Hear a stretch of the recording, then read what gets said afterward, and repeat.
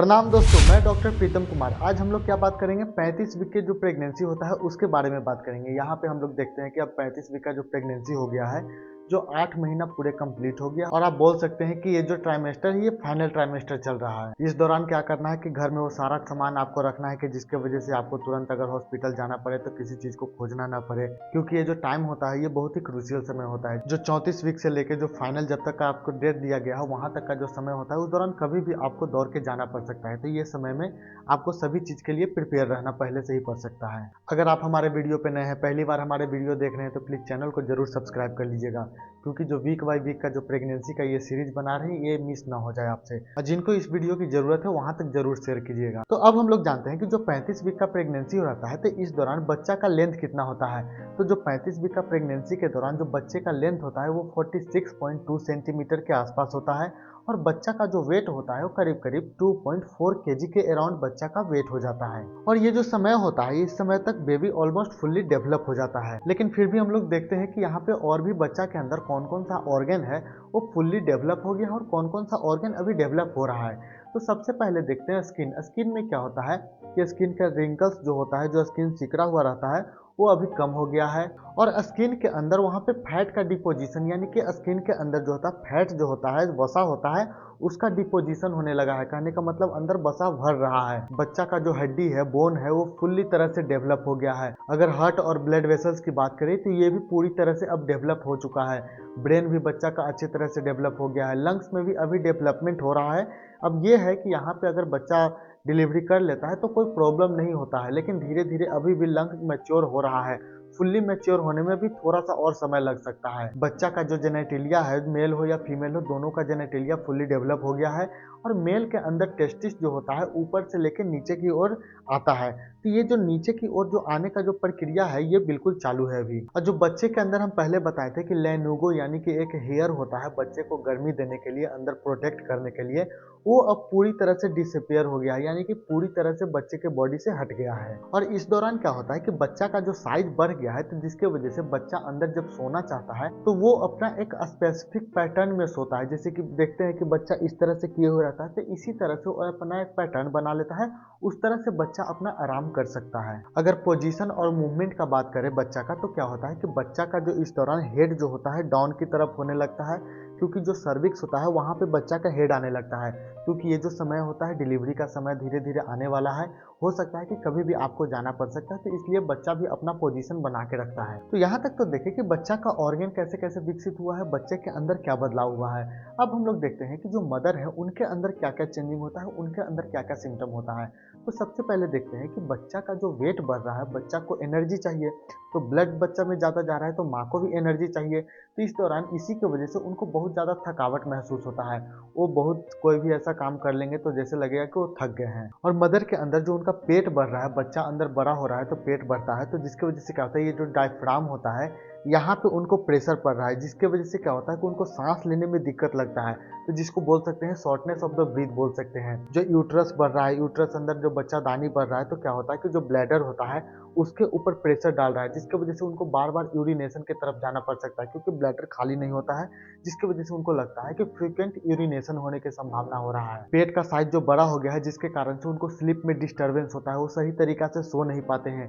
अगर वो एक पोजीशन में सोते हैं तो ऐसा लगता है कि उनको भारी जैसा लगता है, या फिर अंदर में कुछ दबाव जैसा महसूस करते हैं। तो जिसके लिए उनको क्या करना होगा, अगर सो रहे हैं, सोने में इस तरह से प्रॉब्लम हो रहा है, तो कुछ ना कुछ सोने के वक्त वो तकिया या फिर कोई भी चीज़, ऐसा चीज़ का इस्तेमाल करें जिसके वजह से उनको रिलीफ मिले, और वो उनको पता है कि किस पोजीशन वो सोएंगे तो ज़्यादा बेहतर रहेगा। और इनके अंदर और भी तरह के जो सिम्टम होता है, जो पहले वाले जो वीडियो में हम लोग बात किए थे, सेम उसी तरह से अभी सारा सिम्टम रहेगा, कोई उसमें चेंजिंग नहीं होगा। अगर माँ के अंदर जो फिजिकल चेंजिंग होता है, अगर फिजिकल चेंजिंग की बात करते हैं तो ये भी सेम रहेगा।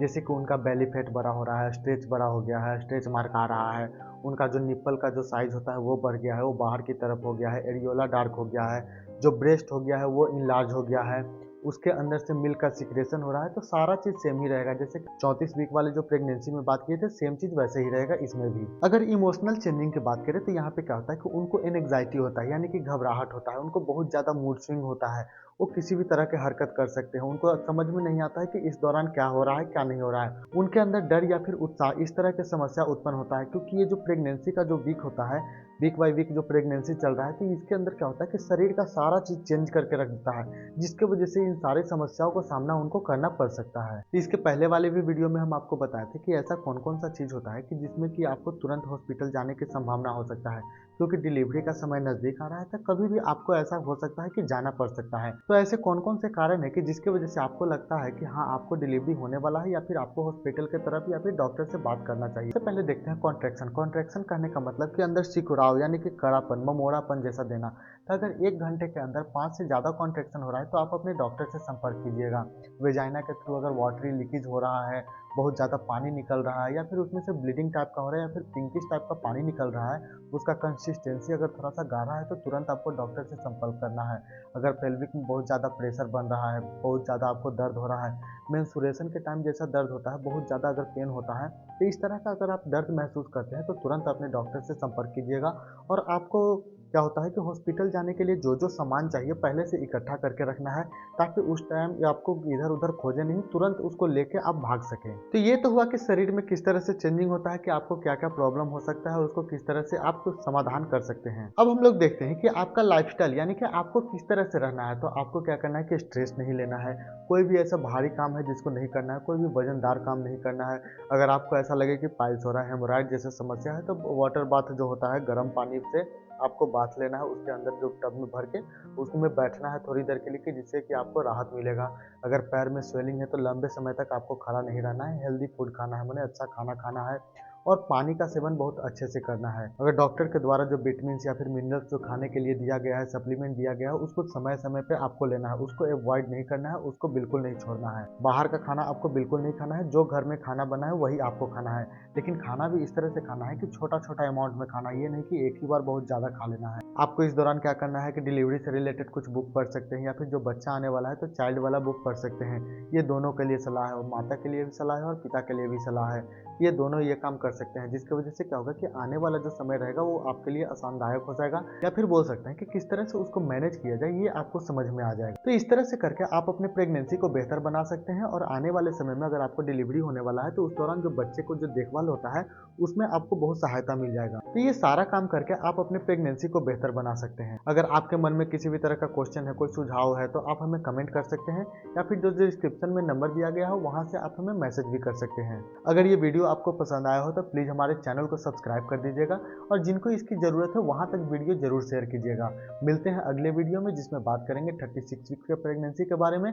तब तक के लिए धन्यवाद।